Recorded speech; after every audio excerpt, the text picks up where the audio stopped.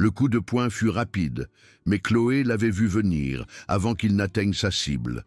Des années d'entraînement lui avaient appris à lire le transfert de poids, la tension des épaules, l'éclair d'intention dans des yeux hostiles. Elle ne scia pas. À ses côtés, sa sœur jumelle, Clara, se tenait tout aussi immobile, tout aussi prête.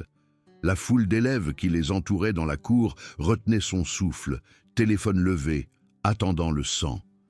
Ce qu'aucun d'entre eux ne comprenait, c'est que les jumelles Martin avaient été préparées à ce moment toute leur vie.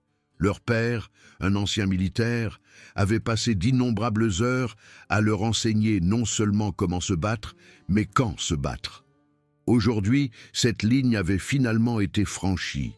2 semaines plus tôt, l'air automnal d'Aix-en-Provence portait l'odeur des platanes, alors que les jumelles franchissaient pour la première fois les grilles en fer forgé du lycée Saint-Augustin. Le vaste campus, avec son architecture classique et ses pelouses impeccablement entretenues, témoignait d'une vieille fortune et de traditions ancestrales. Chloé ajusta son sac à dos, sentant le poids de centaines de regards suivre leurs mouvements à travers la cour principale. La main de Clara chercha brièvement la sienne, un signe silencieux qu'elles entraient ensemble en territoire hostile. Le lycée Saint-Augustin existait depuis plus d'1 siècle, formant les enfants de l'élite d'Aix-en-Provence. Le corps étudiant était une tapisserie de privilèges, tissée presque entièrement de fils blancs. L'arrivée des jumelles marquait une rupture dans ce schéma soigneusement entretenu. Leur bourse, obtenue grâce à des résultats scolaires exceptionnels, leur avait peut-être accordé l'accès au bâtiment, mais pas à la communauté qui l'abritait. Les premiers murmures commencèrent avant qu'elles n'atteignent leur casier. Chloé saisit des fragments de conversation qui se taisaient à leur passage, pour reprendre à voix basse derrière elle. La mâchoire de Clara se crispa, mais elle continua de marcher. Leur père les avait prévenus. Il les avait fait asseoir la veille au soir, ses mains burinées posées sur la table de la cuisine, et leur avait dit à quoi s'attendre. Non pas pour les effrayer, mais pour les préparer. « Les gens vous mettront à l'épreuve », avait-il dit, sa voix portant la gravité de l'expérience. « Ils essaieront de vous faire sentir petite, indésirable, inférieure. Mais vous n'êtes pas là pour leur approbation. Vous êtes là pour apprendre, pour grandir, pour ne rien prouver à personne d'autre qu'à vous-même. N'oubliez pas votre entraînement. Contrôlez votre respiration, contrôlez votre esprit, contrôlez la situation. » Au déjeuner de ce premier jour, la mise à l'épreuve avait commencé. Théo Duval, capitaine de l'équipe de rugby et roi officieux du lycée Saint-Augustin, tenait sa cour à la table centrale de la cafétéria. Ses cheveux blonds tombaient parfaitement sur son front, son sourire était un charme étudié et sa cruauté instinctive. Lorsque Chloé et Clara entrèrent avec leur plateau, sa voix s'éleva au-dessus du brouhaha de la cafétéria. « On dirait qu'il diversifie le personnel de service », annonça-t-il, assez fort pour que toute la pièce l'entende. Ses compagnons, Hugo Mercier et Lucas Bernard, éclatèrent de rire. D'autres élèves détournèrent le regard, gênés mais peu disposés à intervenir. La poigne de Clara sur son plateau blanchit ses jointures, mais Chloé lui toucha doucement le coude. Elles trouvèrent une table vide près des fenêtres et s'assirent, ignorant le spectacle derrière elles. C'était la première leçon que leur père leur avait apprise. Ne pas donner aux intimidateurs la réaction qu'ils désirent. Mais le silence, elles l'apprendraient bientôt, n'opère qu'un temps. Les provocations s'intensifièrent quotidiennement. Des livres arrachés des mains dans les couloirs bondés, des insultes chuchotées que les professeurs n'entendaient, on ne sait comment, jamais. Des coups d'épaule délibérés qui faisaient trébucher Clara contre les casiers. Les jumelles absorbèrent tout, maintenant la discipline que leur père leur avait inculquée pendant des années d'entraînement aux arts martiaux dans leur garage aménagé. Chaque soir, elles rentraient chez elles pour le trouver à les attendre, et elles s'entraînaient. Coups de pied, blocage, frappe, prise, mais plus que la technique physique, il leur enseignait le contrôle. « N'importe qui peut donner un coup de poing », disait-il, guidant leurs mouvements. « Mais il faut une vraie force pour se retenir quand on a le pouvoir de frapper. C'est ce que je vous enseigne, pas la violence, mais la retenue, pas l'agression, mais la défense. Chloé et Clara avaient obtenu leur ceinture noire 2 ans auparavant, mais leur père continuait leur éducation. Il leur apprenait à reconnaître les signes d'une attaque imminente, à se positionner stratégiquement, à ne jamais laisser la colère obscurcir leur jugement. Il leur enseignait également à tout documenter, à s'exprimer, à chercher d'abord de l'aide par les voies officielles. Elles ont essayé. Chloé a signalé les incidents à Monsieur Dubois, le proviseur adjoint, un homme mince aux lunettes, cerclé de métal, qui écoutait d'une oreille distraite tout en feuilletant des papiers. « Les garçons seront toujours des garçons », avait-il dit d'un ton désinvolte. « Peut-être êtes-vous trop sensible ? Le lycée Saint-Augustin a la réputation d'avoir une compétition animée. Peut-être interprétez-vous mal un comportement adolescent normal. » Clara a tenté de parler à Madame Garnier, la conseillère d'orientation et d'éducation, qui a offert des platitudes sur la nécessité de trouver un terrain d'entente et de ne pas faire de vagues.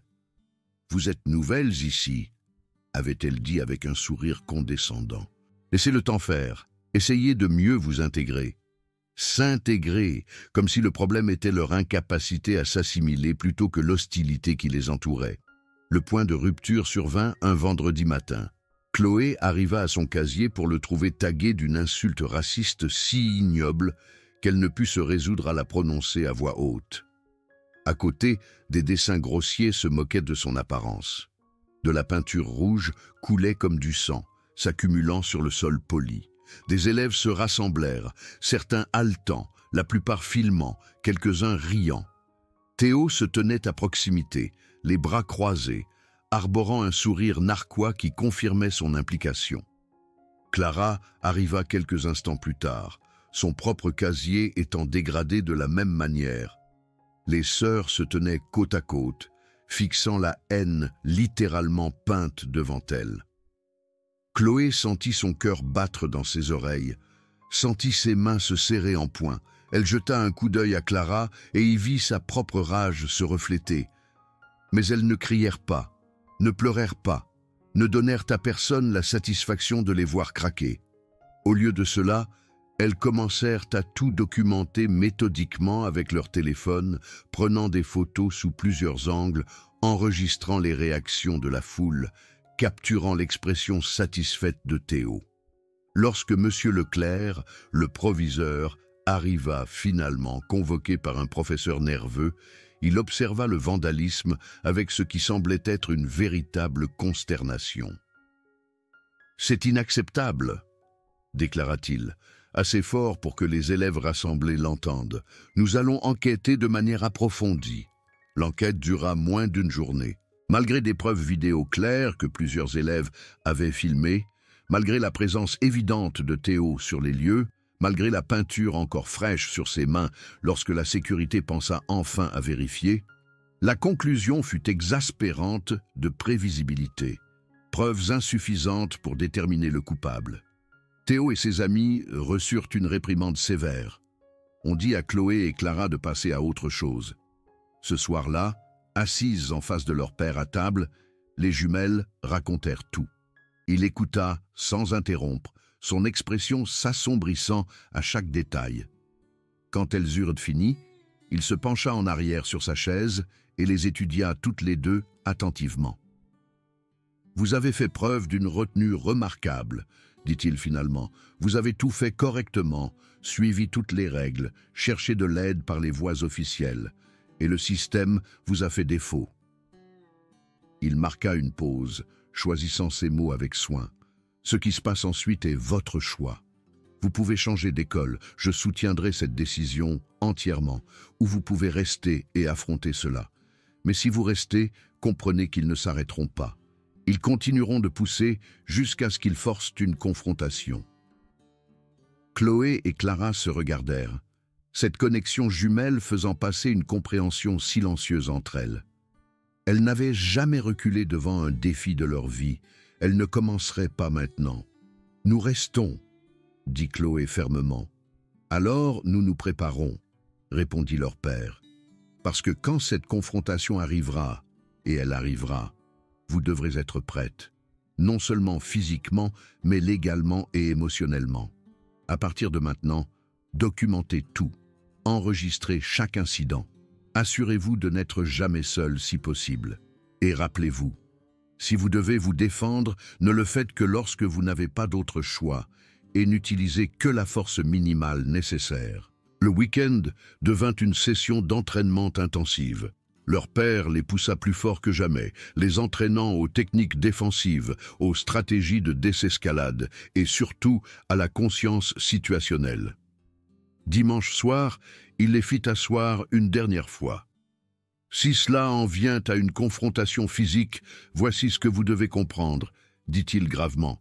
Le système n'est pas fait en votre faveur. Ils essaieront de vous blâmer, de vous dépeindre comme les agresseuses, quelle que soit la vérité. Vous devez donc être plus intelligente, plus contrôlée, plus documentée qu'eux. Ne vous battez que si vous n'avez pas le choix. Gagnez de manière décisive, mais ne blessez pas inutilement. Et dès que c'est fini, dès qu'ils ne représentent plus une menace, vous arrêtez. Compris. Elles avaient compris.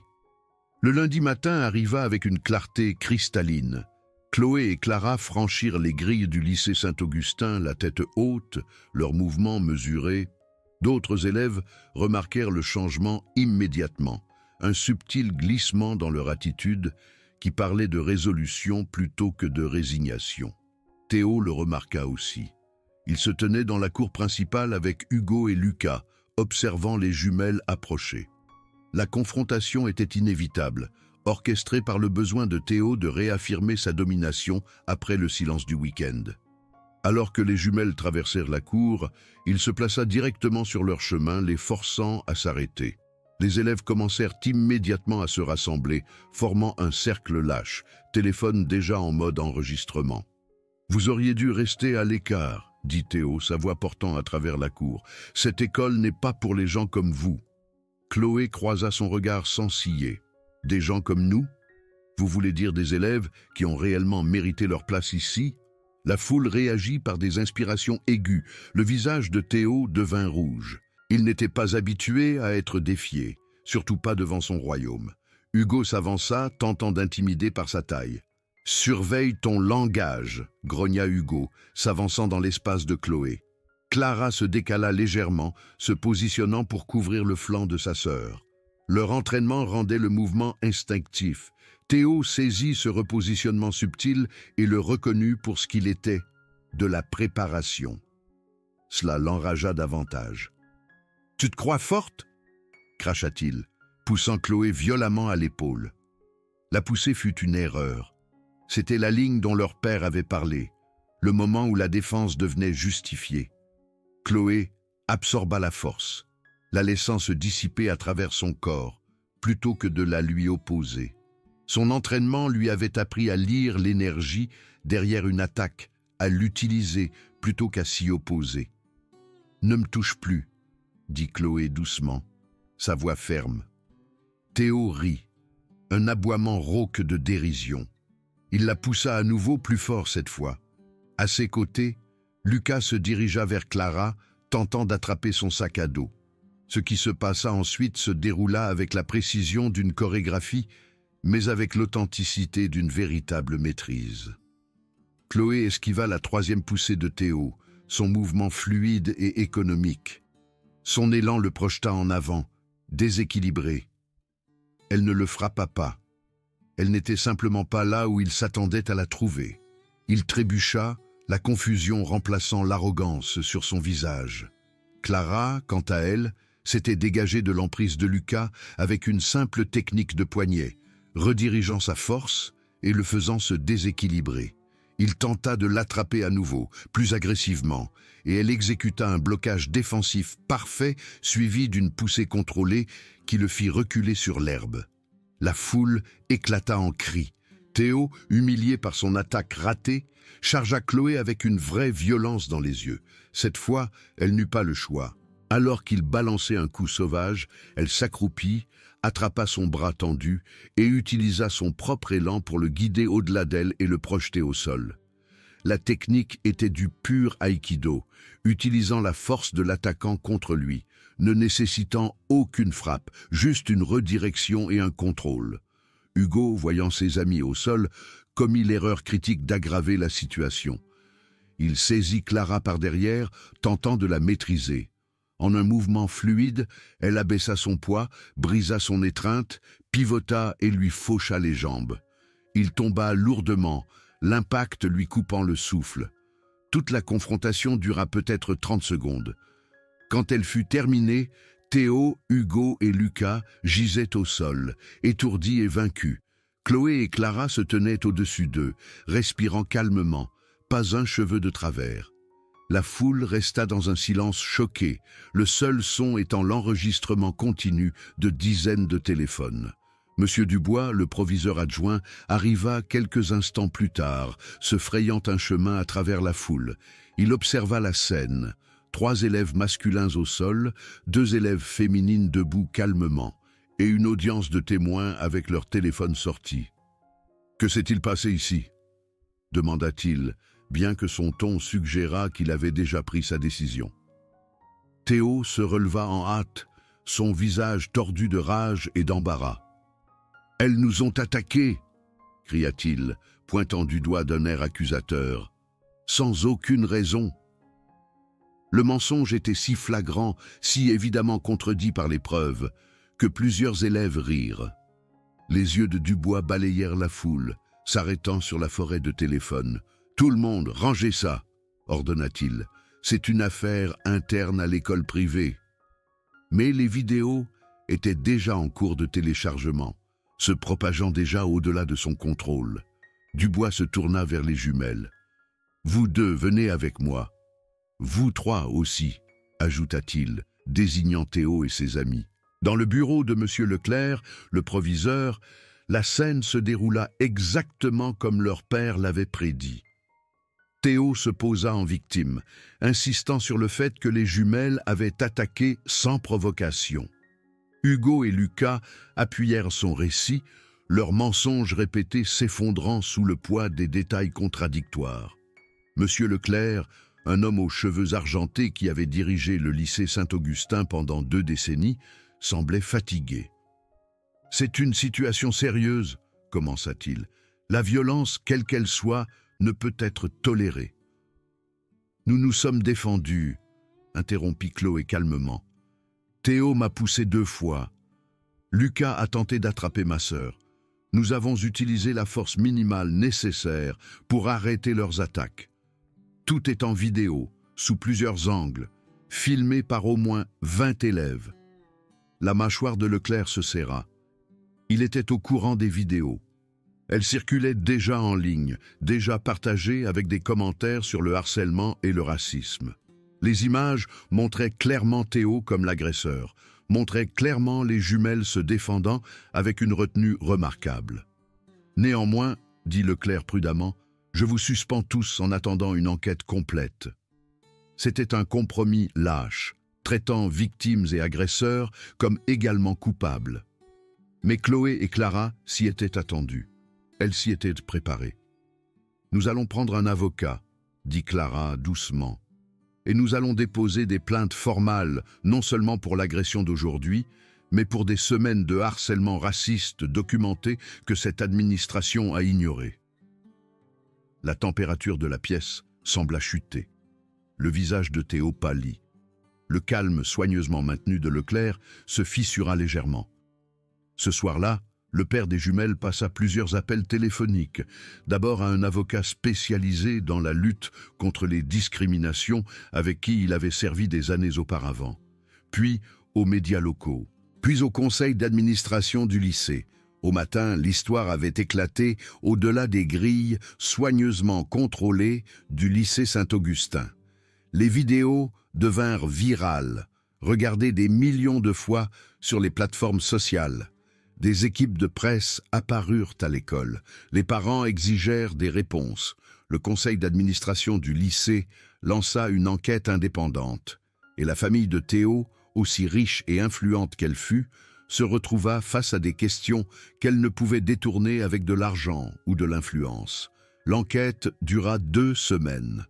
Pendant ce temps, d'autres élèves se manifestèrent, partageant leurs propres expériences de harcèlement de la part de Théo, de l'indifférence de l'administration, d'une culture qui protégeait les coupables tout en faisant taire les victimes. Les preuves devinrent accablantes, indéniables. Lorsque le conseil d'administration du lycée publia enfin ses conclusions, le verdict fut clair. Théo Duval, Hugo Mercier et Lucas Bernard furent exclus définitivement. Monsieur Dubois, le proviseur adjoint, fut mis à pied conservatoire. Monsieur Leclerc, le proviseur, annonça sa retraite anticipée, et les exclusions temporaires de Chloé et Clara furent non seulement levées, mais officiellement accompagnées d'excuses. Les jumelles retournèrent au lycée Saint-Augustin dans un environnement transformé. Tout le monde ne les accueillit pas à bras ouverts, les préjugés ne disparaissent pas du jour au lendemain, mais l'équilibre des pouvoirs avait changé. D'autres élèves hochaient la tête respectueusement dans les couloirs. Les professeurs prêtaient attention quand elles prenaient la parole, et l'administration, désormais sous une nouvelle direction, mit en œuvre une formation complète contre le harcèlement et pour la diversité. 3 mois après ce jour dans la cour, Chloé se tenait à une assemblée scolaire, s'adressant à l'ensemble du corps étudiant. Sa voix était ferme, son message clair. « Ce qui nous est arrivé, à ma sœur et à moi, n'était pas unique, dit-elle. Cela arrive tous les jours, dans les écoles partout, à des élèves qui ont l'air différents, sonnent différents, viennent de milieux différents. La différence, c'est que nous avions la formation pour nous défendre et la documentation pour prouver notre cas. Mais nous n'aurions pas dû avoir besoin de l'un ou de l'autre. Une école devrait être un endroit où chacun se sent en sécurité, où les différences sont célébrées, non attaquées, où le système protège les vulnérables au lieu des puissants. » Les applaudissements qui suivirent furent sincères, soutenus. Clara, assise au premier rang, croisa le regard de sa sœur et sourit. Leur père, debout au fond de l'auditorium, observait avec une fierté silencieuse. Ce soir-là, alors qu'elles s'entraînaient ensemble dans leur garage aménagé, il s'arrêta pour les regarder s'exercer. Leurs mouvements étaient devenus encore plus raffinés, leur contrôle encore plus précis. Mais plus que leur habileté technique, il était fier de leur courage moral, de leur refus d'être diminués, de leur insistance sur la justice même lorsque le prix était élevé. « Vous savez, dit-il interrompant leur séance, « je vous ai appris à vous battre, mais vous vous êtes appris quelque chose de plus important. Comment vous battre pour ce qui est juste? Cela ne s'entraîne pas. Cela vient du caractère. » Chloé et Clara échangèrent des regards, cette connexion jumelle faisant jaillir la compréhension. Elles avaient affronté la haine et en étaient ressorties plus fortes. Elles avaient été mises à l'épreuve et avaient refusé de plier. Elles avaient exigé le changement et l'avaient obtenu. Le chemin avait été brutal, mais la destination en valait la peine. Les mois se transformèrent en une année. Le lycée Saint-Augustin poursuivit sa transformation, devenant une institution plus inclusive, plus consciente. Théo et ses amis firent face à des conséquences légales, des travaux d'intérêt général et la tâche durable de leurs actions. Les jumelles excellèrent académiquement, obtenant une reconnaissance non seulement pour leur courage, mais aussi pour leur excellence scolaire. Lorsque les lettres d'admission à l'université arrivèrent, les deux sœurs avaient plusieurs options provenant d'universités prestigieuses. Mais plus important que toute acceptation était le message qu'elles avaient envoyé, que le silence permet l'oppression, que la documentation vainc le déni, et que parfois, lorsque toutes les autres options ont été épuisées, se lever signifie tenir bon. Leur histoire se répandit au-delà d'Aix-en-Provence, au-delà des médias sociaux, devenant un moment d'enseignement sur le harcèlement, le racisme et le pouvoir de la préparation rencontrant l'opportunité. Les écoles commencèrent à utiliser leur cas comme exemple, discutant non seulement de la confrontation physique, mais aussi des semaines de documentation, des tentatives de passer par les voies officielles, de la réponse mesurée lorsque la défense devint nécessaire. Des années plus tard, Les deux sœurs deviendraient des défenseurs de la prévention du harcèlement et de l'éducation à la légitime défense. Elles partageraient les leçons de leur père sur le contrôle, sur l'utilisation de la force uniquement en dernier recours, sur la différence entre l'agression et la protection. Elles enseigneraient aux autres que la force n'est pas une question de domination, mais de courage de rester ferme quand tout vous pousse à tomber. Mais en ce soir d'automne à Aix-en-Provence, alors que le soleil se couchait sur les arbres et que les jumelles terminaient leur entraînement, elles savouraient simplement la paix pour laquelle elles avaient tant lutté. Elles avaient traversé le feu et en étaient ressorties forgées, plus fortes. Elles avaient affronté un système conçu pour les briser et l'avaient, au lieu de cela, fait céder. Et elles avaient prouvé que parfois, la plus grande victoire n'est pas de vaincre ses adversaires, mais de refuser de devenir ce qu'ils attendaient de vous.